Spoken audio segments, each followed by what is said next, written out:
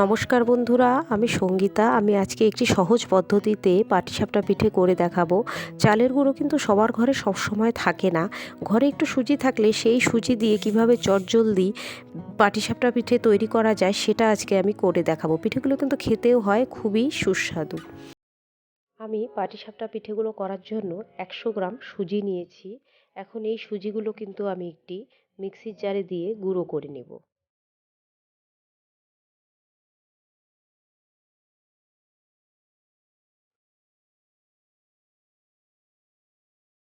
এখন একটি মিক্সিং বোলে এই গুঁড়ো করা সুজিগুলো ঢেলে দিলাম।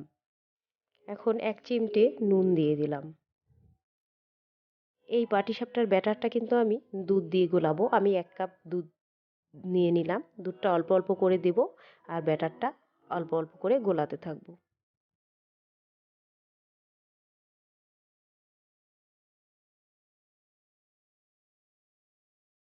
এই যে পুরো দুধটা দিয়ে দিলাম। এখন সব কিছু একসাথে ভালো করে মেশাতে হবে। এগুলো কিন্তু ভালো করে মিক্স করতে হবে। এখন এর মধ্যে আমি 2 চামচ ময়দা দিয়ে দিলাম।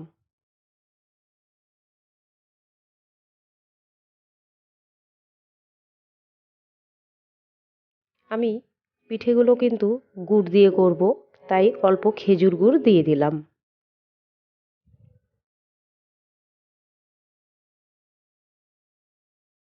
সবগুলো উপকরণ কিন্তু এইভাবে ভালো করে মেশাতে হবে, ভেতরে যেন একটুও দলা পেকে না থাকে। আমার ব্যাটারটা কিন্তু তৈরি হয়ে গেল। এটা আমি এখন 10 থেকে 15 মিনিটের জন্য ঢেকে রাখবো। 15 মিনিট পর আসলাম। এই যে আবার একটু মিশিয়ে নিচ্ছি সবগুলো উপকরণ। এই যে দেখো ব্যাটারটা ঠিক এরকম হবে। খুব একটা ভারী হবে না, আবার খুব একটা পাতলাও হবে না। ব্রাশ করে নিলাম। এখন এই তেলগুলো আমি একটা ন্যাকড়া দিয়ে মুছে নিব কিন্তু। এখন 1 হাতা এই যে ব্যাটার তৈরি করে রেখেছিলাম এটা দিয়ে দিলাম। দিয়ে হালকা হাতে হাতার সাহায্যে এভাবে ঘুরিয়ে নিতে হবে।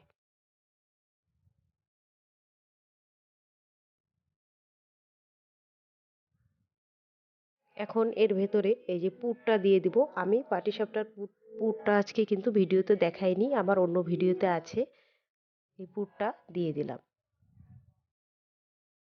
দিয়ে ঠিক এইভাবে ফোল্ড করে নিব। এই দেখো পিঠেটা এখন এপাশ ওপাশ একটু ভালো করে সেঁকে নিব।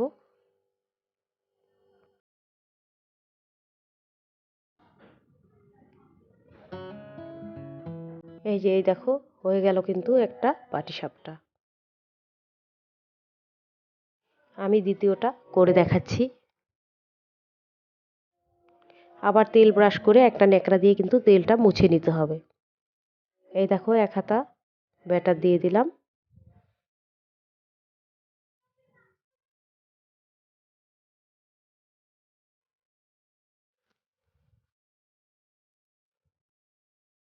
ভেতরে পুর দিয়ে এখন একটা খুন্তির সাহায্যে, এটা চাইলে হাত দিয়েও তোমরা, এই খুন্তি ছাড়াও কিন্তু হাত দিয়েও এটা করতে পারো। আমি এর পরের পিঠেটা হাত দিয়ে করে তোমাদের দেখাচ্ছি। এই যে দেখো দুটো পিঠে হয়ে গেল।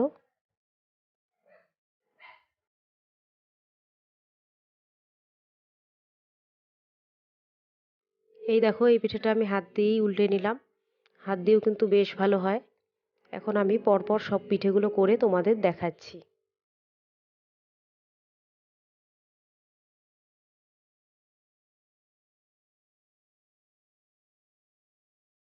এই দেখো হয়ে গেল আমার সুজির পাটিসাপটা পিঠে।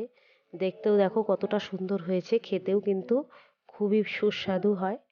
তোমরা যদি কেউ মনে করো তাহলে বাড়িতে ট্রাই করতেই পারো। আর যদি তোমরা বাড়িতে ট্রাই করো তাহলে আমাকে অবশ্যই কমেন্ট বক্সে কমেন্ট করে জানাবে।